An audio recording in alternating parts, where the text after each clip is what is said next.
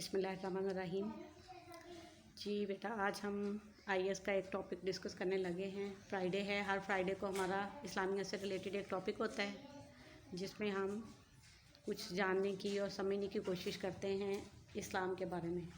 उस पर अमल भी करते हो। जो कुछ हमने अभी तक इतने सारे टॉपिक्स हमने कवर कर लिए, आपको कुछ ना कुछ समझाने की भी कोशिश की, करते हो उस पर अमल? कभी कोशिश की इस चीज़ की? पक्की बात है।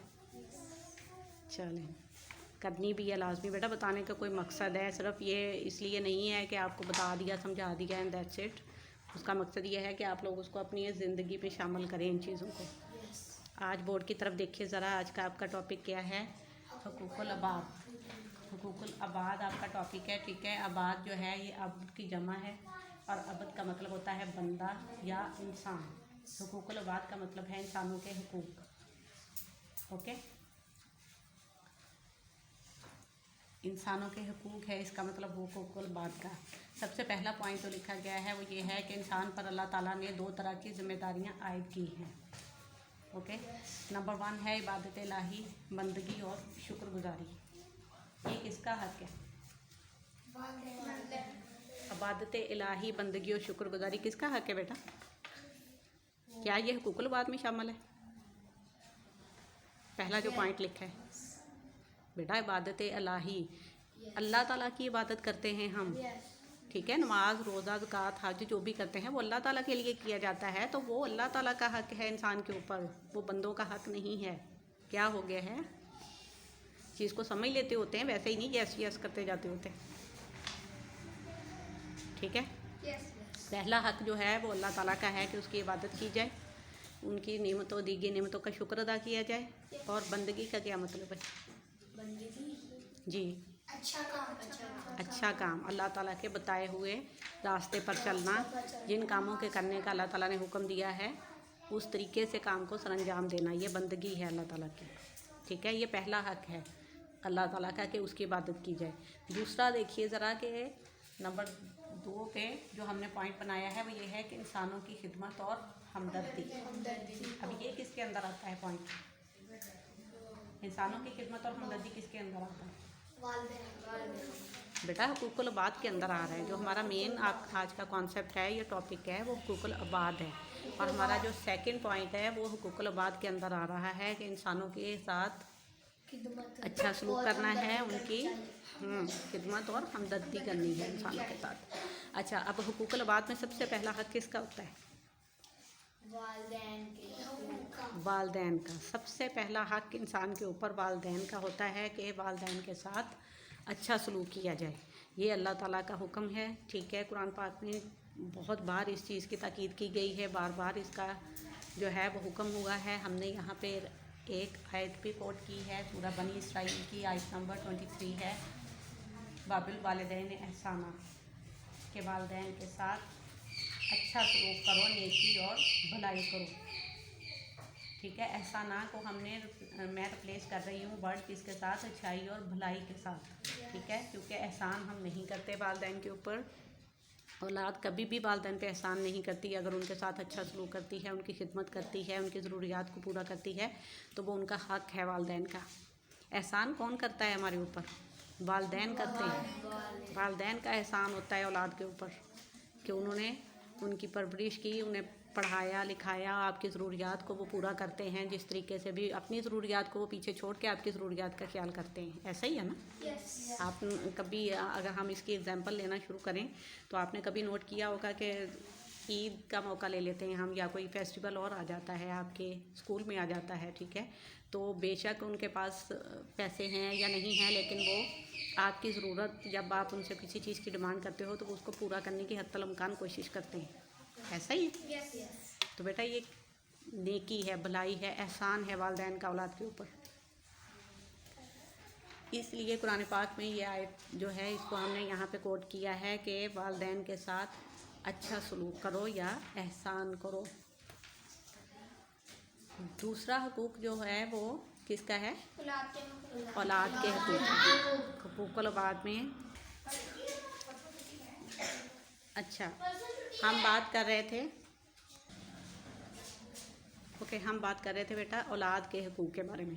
ठीक है, दूसरा जो हक़ है जो अल्लाह ताला ने इंसान पर हुकूकुल औलाद के अंदर हम जिसका जिक्र करेंगे वो है औलाद के हकूक़। औलाद के भी हकूक़ होते हैं, जिस तरह से वालिदैन के हकूक़ हैं ना औलाद के ऊपर, के औलाद उनकी खिदमत करे, उनकी ज़रूरियात का ख्याल रखे, जब वो बुढ़ापे में पहुंच जाएं तो उनकी खिदमत करे।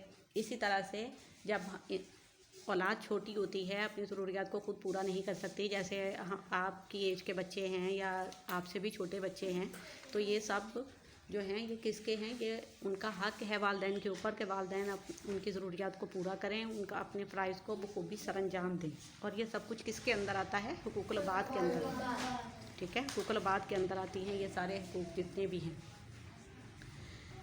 सूरह बनी इसराइल की एक और आयत है, देखिए ज़रा, और अपनी औलाद को तंगदस्ती के खौफ से कत्ल ना करो, क्योंकि उनको और तुम्हें हम ही रिस्क देते हैं। ठीक है, ये ग्रीन क्लाउड के अंदर जो लिखा गया है बनी इसराइल की आयत का एक तर्जुमा है, जिसमें औलाद के हुकूक के बारे में बात की गई है। ओके, अब आप ये देखें कि कुरान पाक इस कदर मुकम्मल हिदायत है, मुकम्मल किताब है कि आप ज़िंदगी के किसी भी शोबे से मुतल्लक, किसी भी मसले से मुतल्लक अगर आपको रहनुमाई चाहिए तो आप यहाँ से हासिल कर सकते हैं।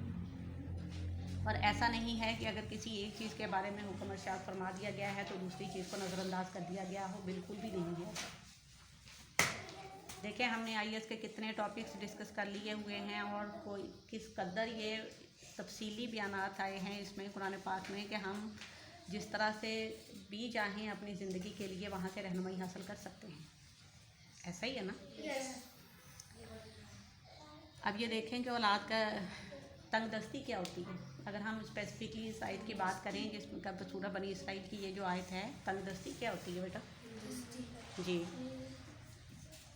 यानी ज़रूरियात को पूरा ना कर सकना, गुर्बत जिसे हम कहते हैं। ठीक है, होता है ना कि बाज़ औक़ात वालिदैन के इतने रिसोर्सेज, इतने ज़राए नहीं होते कि वो अपनी औलाद की ज़रूरियात को उस तरीके से पूरा कर सकें जिस तरीके से उनकी ख्वाहिश होती है। लेकिन क्या है कि अल्लाह ताला ने यहाँ पे इंसान के लिए इंसान को ये दिलासा दिया है, ये इसके लिए एक तरह से आप कह लें कि हुक्म भी हम इसको कंसीडर कर सकते हैं कि अल्लाह ताला कहते हैं कि तुम्हें भी हम रिस्क देते हैं और तुम्हारी औलाद के लिए भी रिस्क का इंतज़ाम कौन करता है? अल्लाह ताला। अल्लाह ताला की ज़ात पाक है जो पूरी दुनिया की, पूरी कायनात की राज़िक है, जिसने सब कुछ तख्लीक किया है, तो वो उस रिस्क की ज़िम्मेदारी भी तो फिर उसने अपने ज़िम्मे पे ली है ना। इसी तरह से आगे देखें, सूरह तहरीम की एक आयत हमने कोट की है, आयत नंबर 6 है सूरह तहरीम की, और उसका तर्जुमा है कि ए ईमान वालों, अपने आप को और अपने घर वालों को जहन्नम की आग से बचाओ। ठीक है, ये भी देखें कि ये भी हुकूकुल औलाद के अंदर है। और अगर हम सिर्फ इस एक आयत को लेके डिस्कस करना शुरू कर दें तो इसके इस कदर मतलब तफसीली मायने निकलते हैं कि जो कि हमें अपनी पूरी ज़िंदगी के लिए रहनुमाई हासिल करने के लिए काफ़ी है।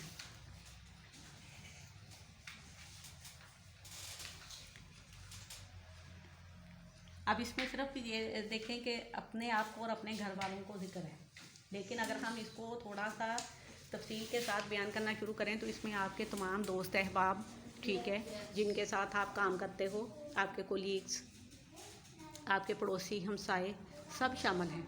यानी जिस किसी के साथ भी एक मुसलमान का ताल्लुक़ या वास्ता है या उसका राबता है, तो मुसलमान को चाहिए कि ना सिर्फ अपने आप को बल्कि उस इंसान को भी नेकी और हदायत के रास्ते पे चलने की तलकीन करे, और जहाँ तक मुमकिन हो सके उसकी, देखें हर इंसान के अंदर बुराइयाँ होती हैं, ठीक है, क्योंकि कोई भी इंसान फरिश्ता तो होता नहीं है। बहुत सारे मामलात में हम बेबस भी होते हैं, ठीक है, ना चाहते हुए भी हमसे गलतियाँ कोताहियाँ हो जाती हैं, गुनाह भी हो जाते हैं। लेकिन यहाँ पे क्या कहा गया है, एक मुसलमान को इस बात की हिदायत की गई है कि ना सिर्फ अपने आप को जहन्नम की आग से बचाना है बल्कि अपने साथ वालों को, अपने घर वालों को, दोस्त अहबाब को, सबको आपने इस बात की कोशिश करनी है कि वो जहन्नम की आग से आप उन्हें बचाओ, क्योंकि ये इस कदर खौफनाक चीज़ है कि जिसका सिर्फ तसव्वुर करने से ही इंसान की जो है ना वो रोंगटे खड़े हो जाते हैं। ठीक है ना, तो कोशिश ये होनी चाहिए कि, और देखें हमने यहाँ पे ये जो IAS का एक टॉपिक डिस्कस करने का जो हमने किया हुआ है शुरू आपके लिए हर जुम्मे के दिन, उसका बेसिक मकसद भी यही है कि अपनी तरफ से हम जितना कंट्रीब्यूट कर सकते हैं, अपना हिस्सा डाल सकते हैं किसी भी अच्छे काम में या नेकी के काम में, वो हमें कोशिश करनी चाहिए। जितनी भी आपकी पहुंच है, ठीक है, और जितनी आपकी जो है आपकी सोच आपका इजाज़त देती है आपको हत्तल इम्कान कोशिश करनी चाहिए कि आप दूसरों के लिए अच्छा सोचो, अच्छा काम करो और उन्हें अच्छाई और भलाई की तरफ बुलाओ। ये भी इसी से रिलेटेड है कि जो हमने आखिर में सूरह तहरीम की आयत जो है वो कोट की है कि अपने आप को और दूसरे मुसलमान भाइयों को जहन्नम की आग से बचाओ। अभी ये 2-3 दिन पहले मैं आप लोगों से जिक्र कर रही थी कि जब अजान स्टार्ट होती है तो उसका जवाब दिया करें, कहा था ना मैंने आपसे, और उसकी मैंने आपको फजीलत भी बताई थी कि उसकी बहुत ज़्यादा फजीलत है, बहुत सवाब मिलता है उसका। तो कहीं करना शुरू किया आप लोगों ने? कौन कौन बच्चा देता है? मैंने एक बार दिया था, फिर भूल गया? भूलना तो नहीं है बेटा, ये भूलने वाली चीज़ तो नहीं है, क्योंकि वहाँ पे जब हम पिछले घर में थे तो वहाँ पे आवाज़ नहीं आती थी, ठीक है। यहाँ पे मस्जिद बहुत करीब है हमारे,